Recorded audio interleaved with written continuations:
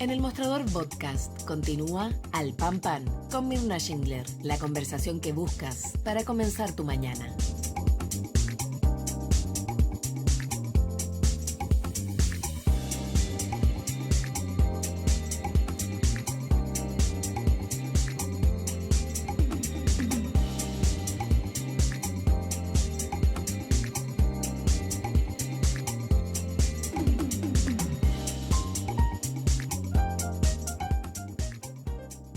Ya estamos de regreso y vamos a entrar de lleno, ¿no? En estos días de, eh, digamos, cuando el mundo trata de entender y meterse en la cabeza de Donald Trump, pero ojo, nada que no supiéramos, nada que él no hubiera anunciado a viento y marea o contra viento y marea en su campaña. Una columna, un editorial de The Economist que se titula de la siguiente manera: Estados Unidos tiene una presidencia imperial. Y ya algunos hablan de estos tintes expansionistas, ¿no?, que ha mostrado este Donald Trump súper recargado, 2.0, no solo con más experiencia política, sino con más poder, más, digamos, duro en un discurso que algunos dicen que es muy populista, que otros señalan que tiene tintes fascistoides. Bueno, ¿qué es realmente lo que tenemos que mirar y particularmente para América Latina y para nuestro país? Si es que en algo importa a Estados Unidos lo que pase en esta parte del sur del mundo, se lo vamos a preguntar entonces al consejero del Centro de Estudios Internacionales de la Universidad Católica y ex embajador Pablo Cabrera. Pablo, ¿cómo estás? Gracias por estar con nosotros esta mañana. Gracias por la invitación, Mirna. Encantado de estar con ustedes de nuevo. ¿Qué te parece este título que señala The Economist, ¿no? Estados Unidos tiene una presidencia imperial. Sí, lo leí también. Creo que no es la primera vez en todo caso, si bien esto tiene visos diferentes. Yo creo que Estados Unidos, se viene hablando del imperio de los Estados Unidos desde hace mucho tiempo, y creo que basta leer a Henry Kissinger en todos sus libros, principalmente en aquel que señala cuando cambia el milenio, el tercer milenio, que dice si Estados Unidos necesita una política exterior y qué tipo de imperio. Pero él pensaba en otro imperio, un imperio benigno, en un imperio donde participaran en las mismas condiciones muchos otros países o alianzas. Esta vez, después de hablar tanto tiempo nosotros del nuevo orden internacional, pareciera ser que estamos a puertas del inicio verdadero de un nuevo orden internacional, más allá de la retórica. Como tú muy bien dices, creo que se venían anunciando, se han dicho muchas cosas que sería cansador repetirlas, pero sí creo que lo que ha pasado en estos 3 días, hay una simbología bien importante de lo que verdaderamente este poder imperial, entre comillas, pretende hacer en el mundo, desde un punto de vista geopolítico, desde un punto de vista económico y desde un punto de vista social. Creo que la novedad en cuanto a este supuesto imperio está dada por la imagen que Donald Trump entregó el día de su juramento, cuando después de la primera línea familiar que lo acompañaba al juramento en el Capitolio, estaban los 3 grandes personajes de las comunicaciones globales en el mundo. Por eso yo creo que se habla del nuevo poder. El nuevo poder, eh, hoy día, antes el soberano, si podemos ver un parangón histórico, el soberano se conectaba con el pueblo a través de la religión. Aquí, dentro de los tres elementos que son el poder, propiamente, el jefe, la conexión con el pueblo y el territorio, están muy bien diseñados en el discurso de Donald Trump desde el punto de vista geopolítico, económico y social, como decía yo. Y creo que los signos son evidentes. Y aquí, para América Latina, es tremendamente importante por declaraciones posteriores y por las órdenes constitucionales que ha firmado, más allá que la implemente en su totalidad. Pero creo que tenemos que mirar desde un punto de vista geoeconómico más que geopolítico, porque geopolítico, si bien es cierto, nosotros estamos privilegiadamente ubicados y no hay necesidad de andarlo pregonando, sino que creo que en este caso los Estados Unidos sabrá bien cuánto es útil la ubicación y importante la ubicación geoestratégica de los estados de Chile de cara a este nuevo orden que pretende instalar. Pero desde el punto de vista geoeconómico creo que tenemos que estar atentos, sea por temas propiamente del comercio, de las tarifas, de las discusiones que tendrá a nivel mundial y de el reglamento e imposiciones que pretende imponer en el orden internacional. Creo también que está el tema social de las migraciones, que también nos afecta, y el crimen organizado, porque ese es universal y nosotros como América Latina lo estamos sufriendo fuertemente. Claro. Detengámonos en esta dimensión geoeconómica y quiero preguntarte a propósito de lo que ocurrió en el Foro Económico Mundial, donde Trump plantea lo siguiente: mi mensaje a cada empresa en el mundo es muy simple. Vengan a fabricar su producto a Estados Unidos y les daremos entre los impuestos más bajos de cualquier nación en la Tierra. Pero si no fabrican su producto en Estados Unidos, entonces simplemente tendrán que pagar un arancel. ¿Qué es esto? Porque realmente es posible llevar a cabo esta, digamos, propuesta o plan económico de Trump. Bueno, es posible, de hecho, porque lo está planteando y lo ha venido planteando. Sí, hay algunos matices. Creo que eso ha ido cambiando desde la primera vez que tarifas, aranceles, es el elemento central de su política económica, de que valga decir que, de nuevo, que hay también un matiz en lo que significa America First y Make America Great Again. Claro. Yo creo que eso también hay que analizarlo desde la perspectiva a la pregunta que me hace desde una perspectiva geoeconómica. El tema de las tarifas tiene importancia para el control de los Estados Unidos y el desarrollo para ser esta, entre comillas, reitero, potencia mundial. Creo que en ese sentido tiene una perspectiva interna también, en lo que se refiere al empleo, en lo que se refiere a la capacidad de trabajo, a los trabajos de personeros especializados, al desarrollo tecnológico, etcétera. Yo creo que sí que puede haber una imposición de tarifas, pero ya mostró que no serían tan categóricas como lo había dicho en la campaña. Por ejemplo, el tema de China se ve bien en un cambio importante.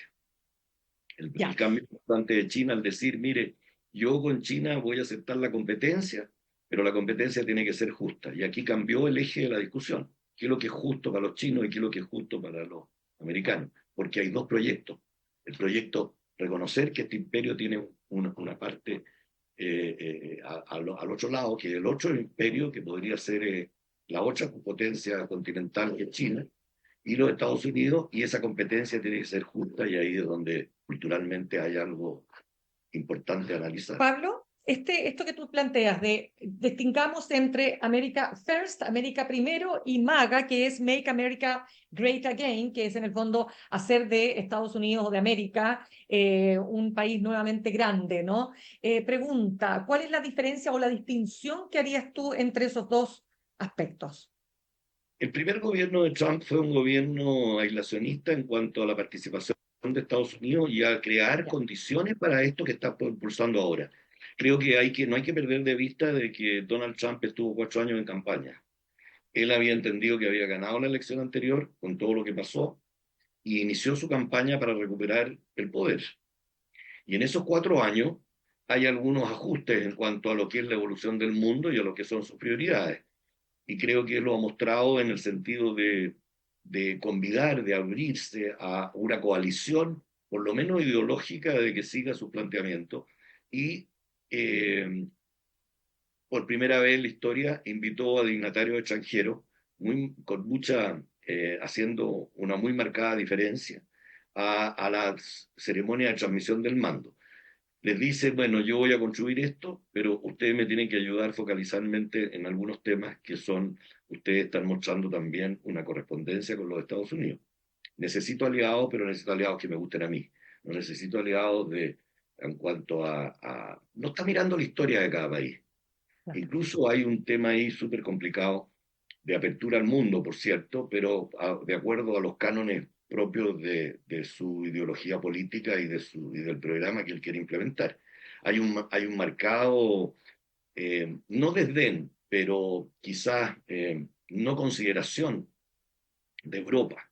Yo creo que Europa es el aliado tradicional de los Estados Unidos, el aliado tradicional nuestro de Latinoamérica, el cual debemos enfatizar ahora con mayor fuerza después de este discurso y de estos lineamientos que han llegado al mundo, porque creo que Europa es el que mayormente, desde mi punto de vista, parece sufriendo en este discurso inicial de Donald Trump y en las iniciativas que ha tomado.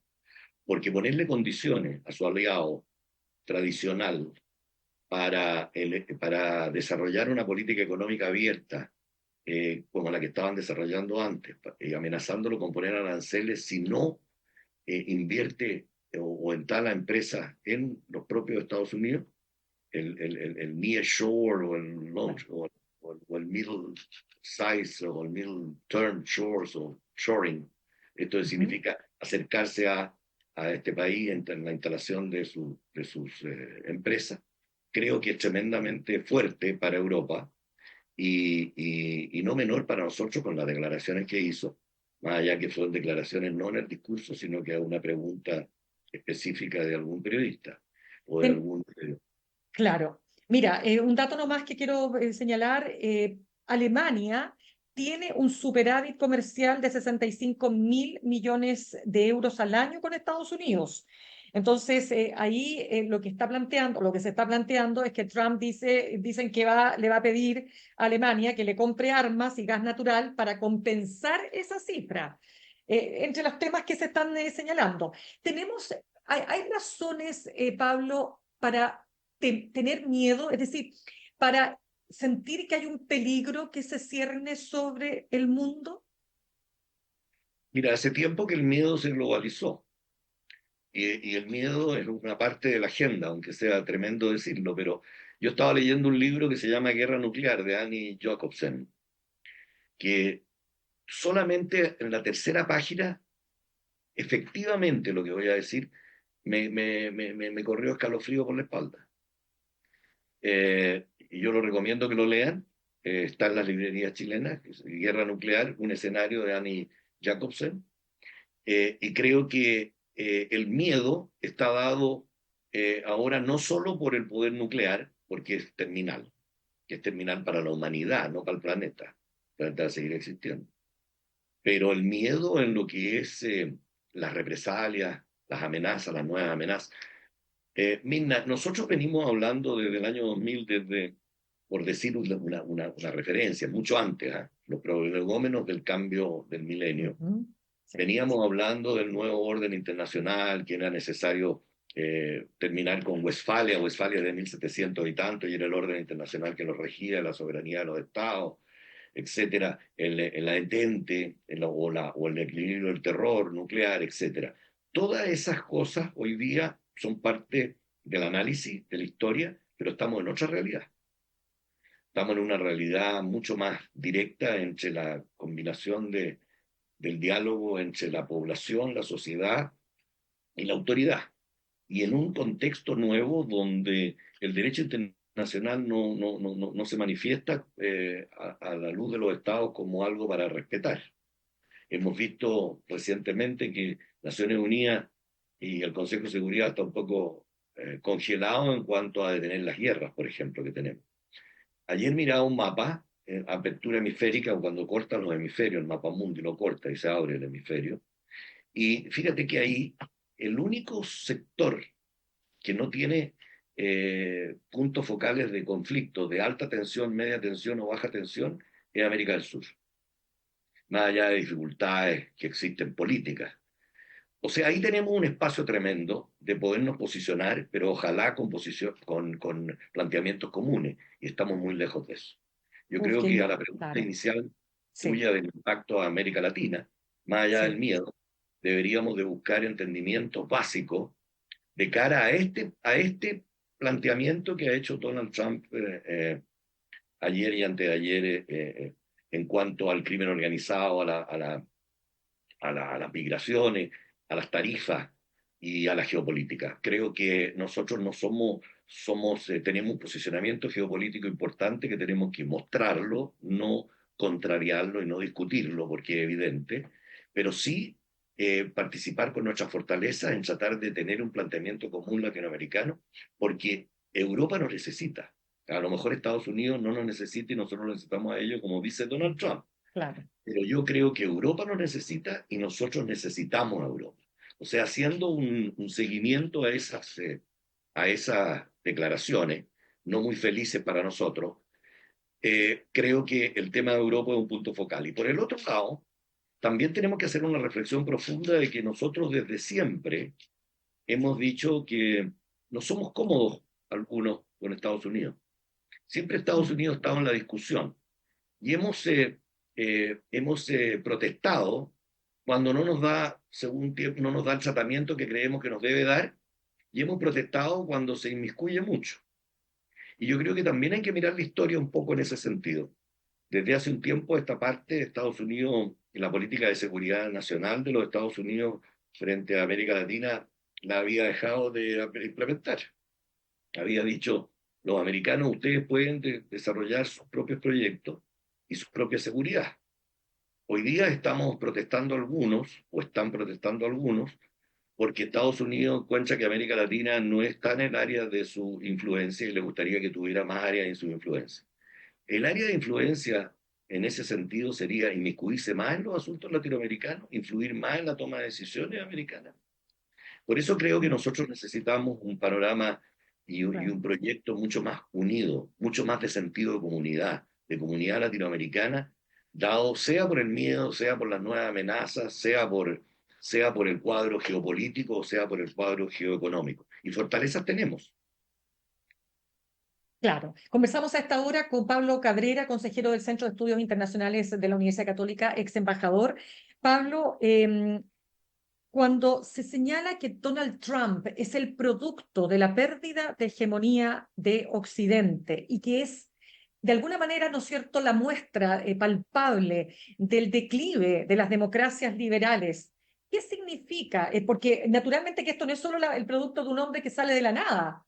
Este es un fenómeno, ¿no es cierto?, que dice relación con otros fenómenos que están ocurriendo en el mundo muy parecidos.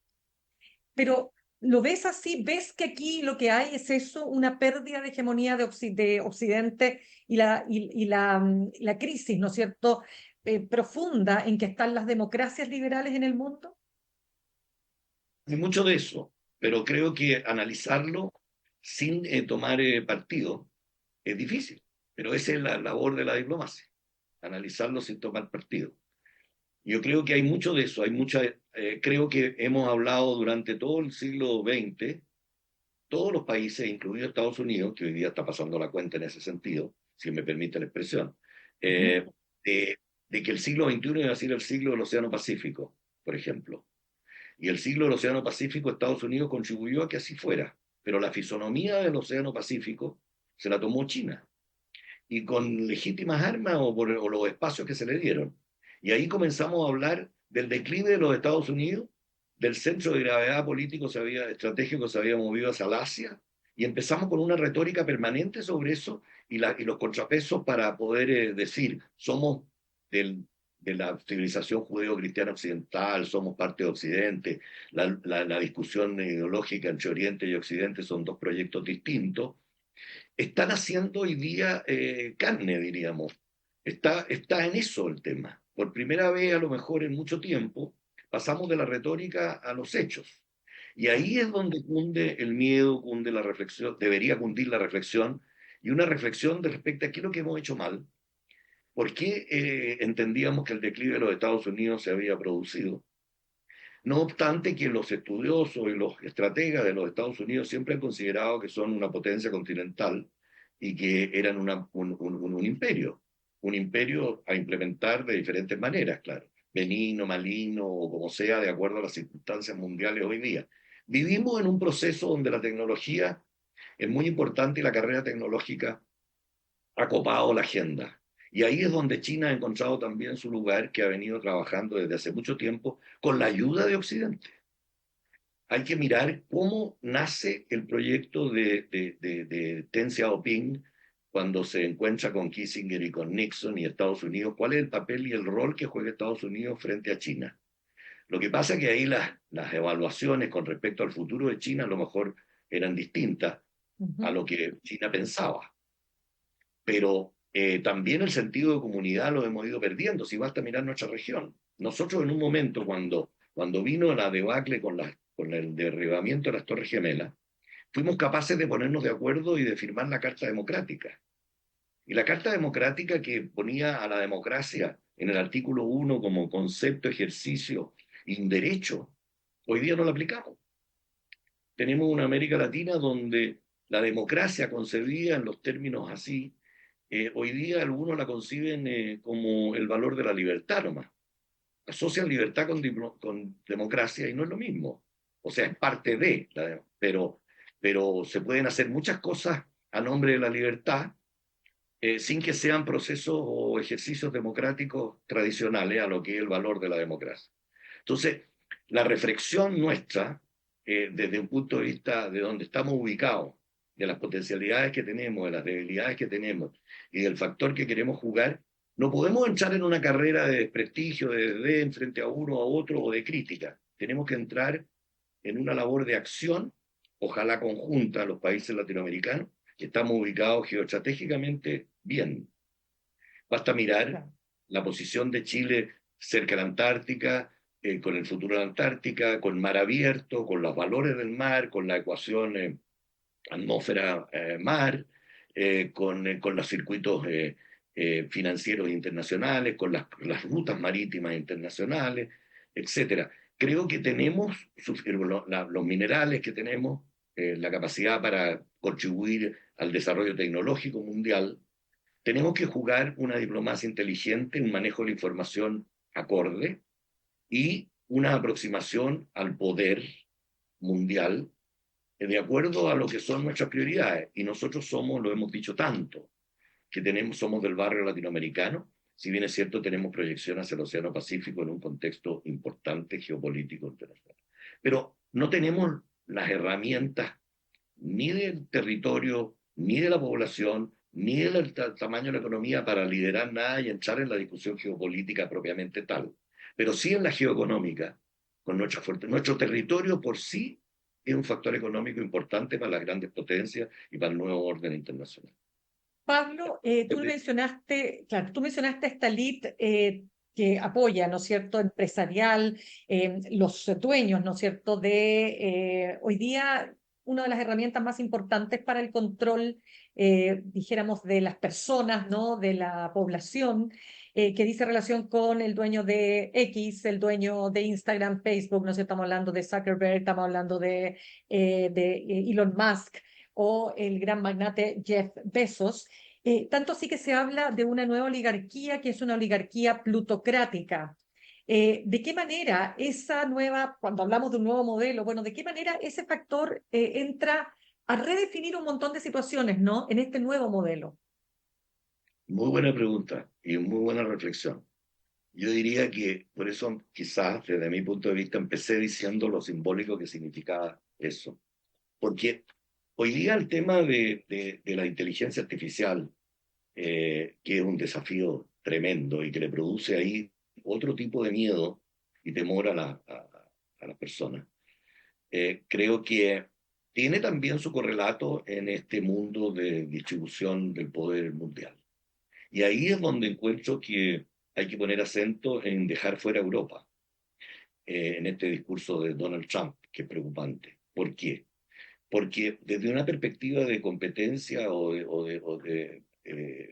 tecnológica, que es uno de los temas centrales del poder hoy día, creo que Estados Unidos lo que pretende, ¿no es cierto?, es a lo que dice tú, Sí. establecer esta plutocracia a través del poder que tienen ellos para ganar más dinero, para ganar más influencia, etc. China, que está en esta carrera hace mucho tiempo, podríamos definir que está buscando ser el centro del mundo a través de ello.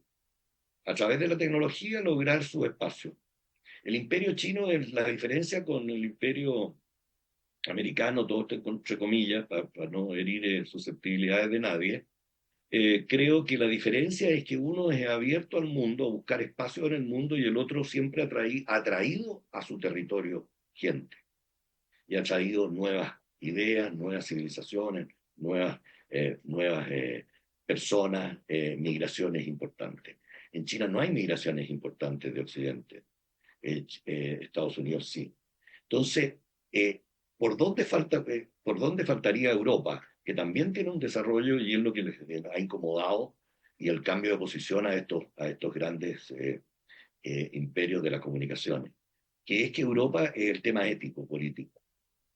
Yo creo que todavía, en lo que se refiere a la composición del mundo y a la composición de los hemisferios, nosotros, los partes de Occidente, de la civilización y de la cultura judeo-cristiana occidental, a la cual pertenecemos, sin perjuicio de tener relaciones amistosas con otras culturas, que es lo que ha desordenado un poco el mundo, la reemergencia de esas culturas en el ordenamiento, la configuración de un nuevo orden internacional, ponía a la frente al tema de la tecnología, la inteligencia artificial, ponía el elemento ético. Y eso complica el desarrollo de estas tecnologías. Por supuesto, el constitucionalismo digital, eso nace más bien en Europa. Entonces, estamos en este tema, por eso me gustó y digo yo la pregunta, porque a veces no están los primeros titulares, o no da para primeros titulares, porque golpea a grupos económicos o algunos creen que hay un retardo cultural o una regresión a lo que está sucediendo en el mundo hoy día. Pero el análisis obligado, y particularmente de la diplomacia de los países y de las regiones, debe estar también relacionado con esto, debe incluir esta reflexión. Por eso creo que es muy importante los valores tradicionales de las culturas que lo que postulan, para buscar un término medio, poder trabajar por la paz y la seguridad internacionales, porque el objetivo, supongo, mismo, lo ha dicho el propio Donald Trump, que es la paz y la seguridad internacionales. Claramente. Pablo, se nos acaba el tiempo, muy, muy cortito te lo pido, respecto de otra de las preguntas que uno se hace. Bueno, ¿cómo se protege el mundo, ¿no es cierto?, de estos afanes expansionistas, autoritarios, con estos discursos de odio, con estos retrocesos también en materia de los avances que se han hecho y que Trump ha definido, ¿no es cierto?, o digamos desprestigia con este discurso anti-agenda woke. Pero en el grueso, ¿qué hace el mundo frente a esto hoy día? Bueno, al mundo le ha faltado, podría hacer muchas respuestas, pero al mundo le ha faltado diálogo. Y yo creo que lo principal es diálogo intergeneracional. Creo que aquí Donald Trump leyó muy bien lo que estaban pensando principalmente los jóvenes de los Estados Unidos y sigue leyéndolo porque vieron el cambio con respecto a TikTok, ¿no? Que se dio cuenta que el 66% de la población mundial se informaba por TikTok y dijo, bueno, yo no me puedo quedar out de esto. Es como también el diálogo cultural o intercultural. Y yo creo que ese es un tema que se viene trabajando hace mucho tiempo con una equivocación, sí. Hay algunos que postulaban la interculturalización del mundo, imponer una cultura frente a la otra. Y yo creo que justamente lo que alguna vez dijo el Papa, dijo que el tema era el diálogo cultural. El diálogo cultural es el que nos lleva a un entendimiento básico, a reglas básicas, y que está dado por la dignidad de las personas. Ese es el tema, que es corta y traspasa a todas las culturas, y no seguir con los títulos y los parámetros de la agenda global del siglo XX. Tenemos que hablar en la agenda global del siglo XXI, y para eso tenemos que dialogar con los jóvenes, y aquí no sobra nadie, y los jóvenes tienen que entender que la experiencia, las redes que tienen los más allá, dirían los franceses, los de mayor edad, como nosotros, también podemos decir algo en este mundo tan desordenado que presume Donald Trump, el presidente de los Estados Unidos, que puede ordenar a su manera. Ya, pues Pablo Cabrera, consejero del Centro de Estudios Internacionales de la Universidad Católica, ex embajador, muchas gracias por habernos acompañado con tu análisis esta mañana. Gracias, Minna, encantado de saludar. Gracias. Saludamos a nuestros auspiciadores. Ahorrar cotidianamente se puede y de forma organizada, rápida y online con Ahorrando, la nueva funcionalidad de tu app Copeuch, en donde puedes programar ahorros de manera fácil y entretenida, eligiendo tus propias reglas y metas. Haz que el ahorro sea parte de tu vida con Ahorrando de Copeuch. Más información en copeuch.cl. Y en el camino hacia un mejor futuro, muchos factores influyen, pero solo uno tiene el poder real de hacer la diferencia: tú. Recorre tu camino con nosotros, la Academia, Universidad Acreditada y Adscrita a Gratuidad, academia.cl. Me despido, los dejo con Fran Castillo juntos y revueltos. Perdón, hoy día es Corea del Centro, con Iván Weissman y Rodrigo Castillo también. Que tengan un buen fin de semana y nos reencontramos el lunes. En el camino hacia un mejor futuro, el factor que hace la diferencia eres tú, la Academia, Universidad Acreditada y Adscrita a Gratuidad, academia.cl y Copeuch Inversiones, el sitio donde todos pueden invertir, presentaron Al Pan Pan en el Mostrador Podcast. Cerramos por hoy Al Pan Pan con Mirna Schindler. De lunes a viernes de 8 a 9 de la mañana, entrevistas para partir el día. El Mostrador Podcast, el poder de la independencia.